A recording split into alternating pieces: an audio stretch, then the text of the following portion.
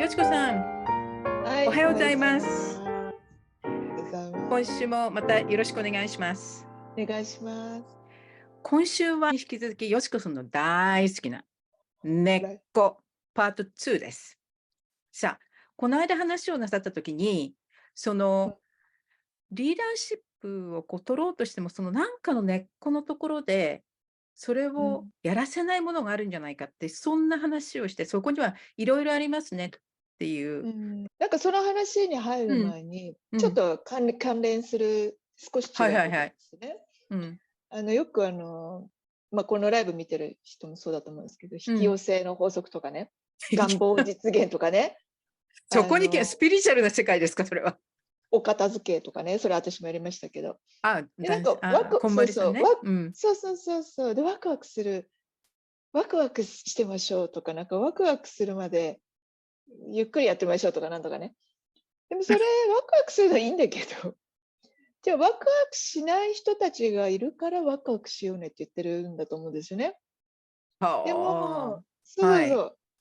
だからワクワクしてない人たちで、ネガしちゃってるのね。多分ね。自分で、ネガティブしちゃってるのね。でもこのネガティブをワクワうクするん。って置いとくっていうのはもちろんあるんだけど、うん。でもそれって両方ともその人じゃないネガティブな時も、ワクワクな時も。でも、ワクワクが来るまで待ってよとか言ったら、ずっとさ、ならないかもしれないから、そう。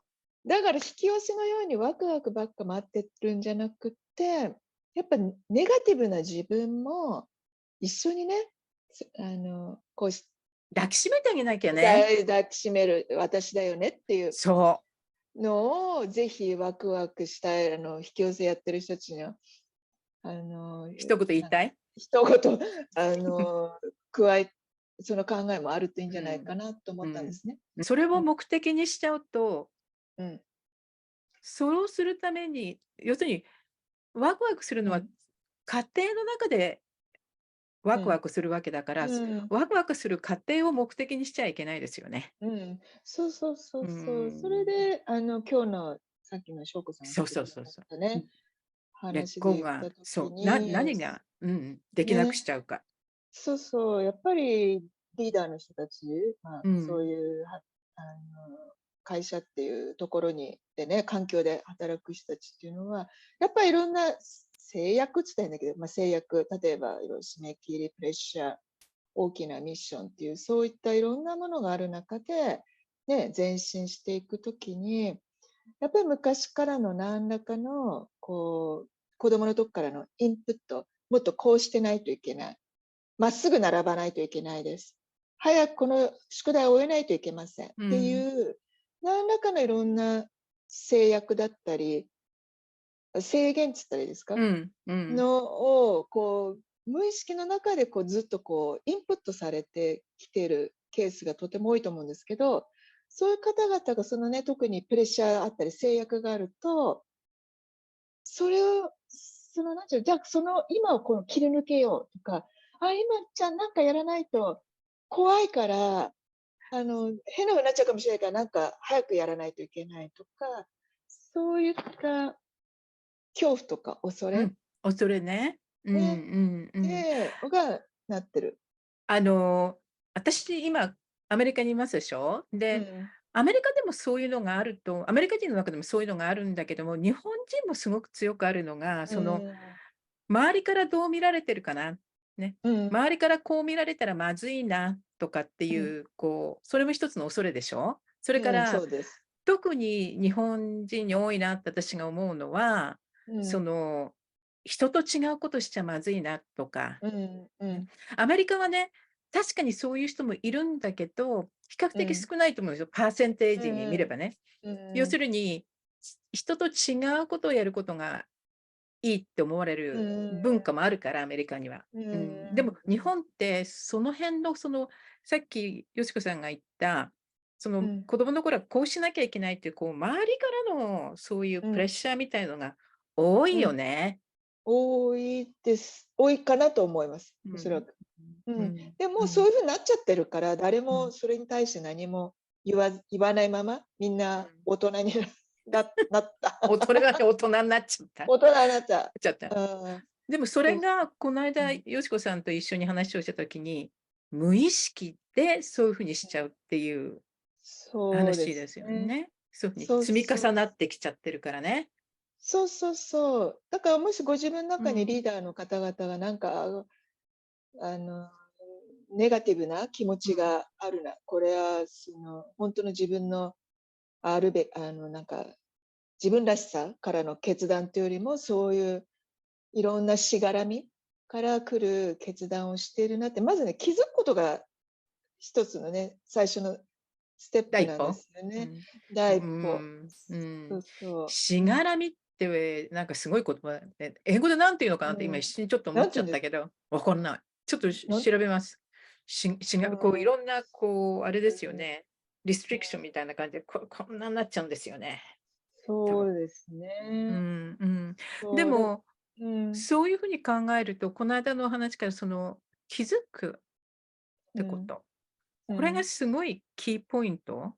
うん、うん、まあ、コーチングは一つのいいツールだと思います。なんかうまくいかないときに、うん、コーチとのいろんな価値からの質問に答えることでの、まあ、コーチがうん、ちょっとうまくそこをエクスプローラーしてあげるようなうん、関わりうん、ができると思うし、うん。まあ、あとは周りからね、フィードバックをもらうチャンスもあると思うんですね。エグゼクティブのチャンスはあると思うんですよね。